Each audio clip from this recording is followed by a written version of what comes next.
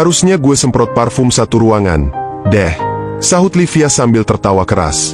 Tawa mereka terasa seperti cambuk yang menyayat harga diri Joko. Tapi ia tetap diam.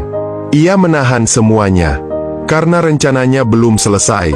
Sore harinya, setelah semua karyawan pulang, Joko kembali ke mobilnya yang terparkir jauh di luar gedung.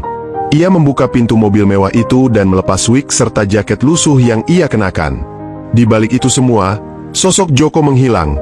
Kini kembali menjadi Albert, pria muda berpendidikan, cerdas, dan sangat terluka. Ia menatap gedung bank dari kejauhan dan berkata pelan, "Kita lihat, siapa yang sebenarnya pantas berdiri di balik meja itu." Besok pagi, bank itu akan mengadakan rapat besar. Ada kabar bahwa pemilik utama bank akan datang langsung. Semua karyawan sibuk bersih-bersih, menata meja, menyusun dokumen, dan mempersiapkan senyum terbaik mereka. Livia juga ikut heboh. Ia bahkan berdandan lebih cantik dari biasanya. Ia tahu, hari ini banyak pejabat penting yang akan hadir. Termasuk, katanya, anak pemilik bank. "Aku dengar anaknya masih muda, belum nikah, dan katanya cakep banget," bisik Livia ke temannya. Ia tak tahu bahwa pria yang ia hina kemarin adalah orang yang sedang ia harapkan muncul hari ini. Ironi yang sangat tajam. Di ruang tunggu utama, suasana mulai tegang. Tiba-tiba, sebuah mobil hitam mengkilap berhenti di depan lobi. Seorang pria muda keluar dengan jas rapi dan senyum tenang. Langkahnya tegap, wajahnya bersih dan karismatik. Semua mata tertuju padanya. "Itu dia, anak pemilik bank," teriak seorang manajer. Livia berdiri terpaku. Wajahnya mendadak pucat. Ia mengenali pria itu. Terlalu familiar. Tapi hatinya menolak percaya. "Tidak mungkin. Itu Joko?" bisiknya dengan suara gemetar. Tapi semuanya menjadi jelas saat pria itu berdiri di tengah ruangan dan memperkenalkan diri. "Selamat pagi semuanya. Saya Albert, pewaris utama dari bank ini." Ruangan langsung sunyi. Tak ada yang berani bicara. Satpam yang kemarin mengusirnya menunduk malu. Pegawai yang tertawa melihatnya kemarin gemetar. Dan Livia hanya bisa menahan napas, menyadari bahwa semua yang ia banggakan telah memakan dirinya sendiri. Albert menatap sekeliling. Tak ada amarah di matanya, hanya kecewa yang dalam. Ia tersenyum tipis, lalu berkata, "Terima kasih untuk pelayanan kalian kemarin. Sekarang saya tahu siapa saja yang layak, dan siapa yang hanya menilai orang dari penampilan." Semua karyawan di ruangan itu berdiri kaku seperti patung.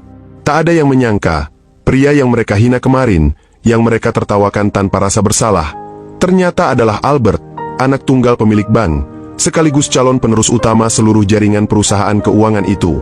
Suasana yang sebelumnya riuh jadi hening seketika. Jangankan berbicara, untuk menatap matanya pun mereka tak berani. Albert melangkah maju dengan tenang, lalu berdiri di tengah-tengah lobi utama bank. "Saya datang kemarin bukan untuk menguji sistem bank ini," ucapnya sambil menatap satu persatu wajah para pegawai. "Saya datang sebagai orang biasa, untuk melihat bagaimana sikap kalian pada orang yang kalian anggap tak punya apa-apa." Suaranya lembut, tapi menusuk. Tidak perlu marah, karena kata-katanya sudah cukup menghantam harga diri semua orang di ruangan itu. Livia berdiri di pojok ruangan, wajahnya pucat pasi. Tangan gemetar, mulutnya tak bisa mengeluarkan suara. Ia mencoba tersenyum, berharap Albert mau bicara secara pribadi. Tapi Albert tak memandangnya sedikit pun. Ia menatap lurus ke depan, tak ingin memberi celah pada rasa iba. "Saya tahu tidak semua orang bisa langsung ramah pada orang asing," lanjut Albert. "Tapi yang saya lihat kemarin bukan sekadar sikap acuh. Saya melihat kesombongan, penghinaan, dan rasa jijik pada orang yang bahkan belum kalian kenal. Dan itu sangat menyedihkan." Manajer cabang mulai gelisah. Ia tahu ini bisa berdampak serius bagi reputasi bank. "Pak Albert, izinkan kami menjelaskan," katanya gugup. Namun Albert mengangkat tangan, menyuruhnya diam.